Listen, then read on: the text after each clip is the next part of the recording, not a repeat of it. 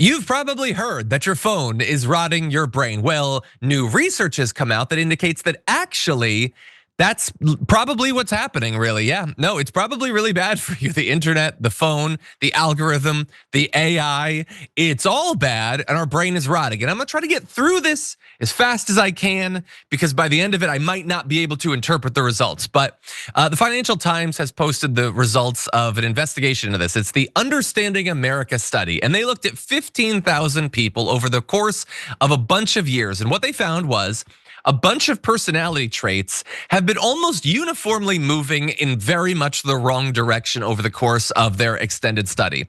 So in less than a decade, conscientiousness, that's the trait most closely linked to responsibility, follow through, self-control, has collapsed among young adults. Now, it's collapsed among everyone, but it's collapsed the most and the quickest among young adults. For those aged 16 to 39, it's not a gradual erosion, it's a plunge from respectability down to the low 30th percentile.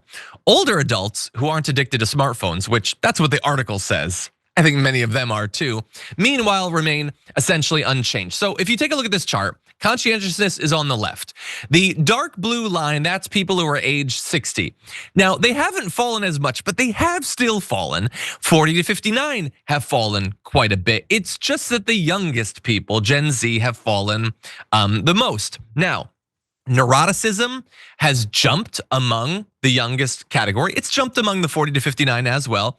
Agreeableness is down. Extroversion is down very significantly. Now, all of this goes back about a decade. Now, that's even at the beginning, smartphones are fairly ubiquitous at that point.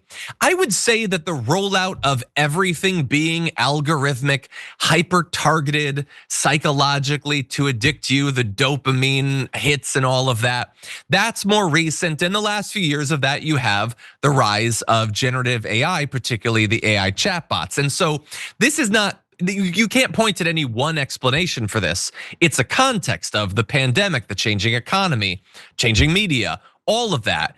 But none of it really seems to be helping Nina. And as someone who has a young kid, I'm very worried about the context she's gonna be growing up in. I'm curious what you make of all this. Yeah, I'm worried too, John. I have toddlers in my life, and it is nature nurture. The concept that we learn in high school, and parents and grandparents and aunties and uncles are going to have to do a better job of really pulling our children away from this. My grandmother, my maternal grandmother, only had a third grade education, but she was one of the wisest women I've ever known. And she would always say, "We're getting weaker and wiser." Now, she never lived to see any of the spectacular technology, but her mother wit really captured it. The more technology we get, which can be used for good things, the weaker we are becoming as a species. And that study is showing just a glimpse of that. In the olden days, we used to memorize phone numbers. John, I tell you, if I know 5 people's phone numbers by heart, baby, I don't know.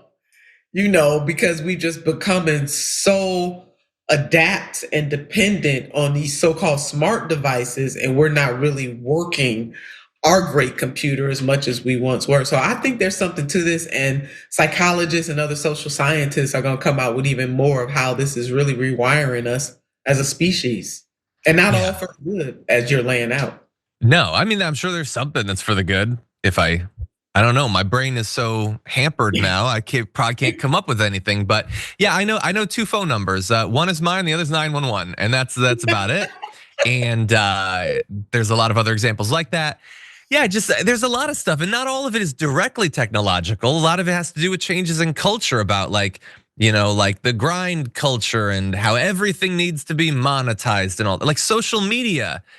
Yeah. Like it used to be about following people you know, and now we mostly follow people we don't know, and we don't even get to choose what we see. The algorithm chooses for us, and we're incentivized to just sit and just advance from one video to the next, rather than even going on YouTube and looking for a video is even different than that, and let alone the AI. And I was just watching a video essay about like how hobbies aren't really a thing anymore because you're supposed to be, you're never bored, so you never get a hobby to fill up the boredom. Your phone's always there to fill up the boredom.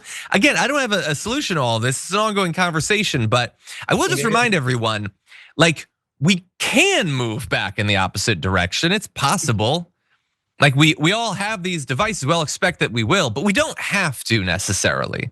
Like I fully expect that it's possible maybe that Gen Alpha will grow up seeing the previous few generations as being digital zombies, and maybe And they'll think of that as respect cringe, you know? They'll use a different let's hope. term.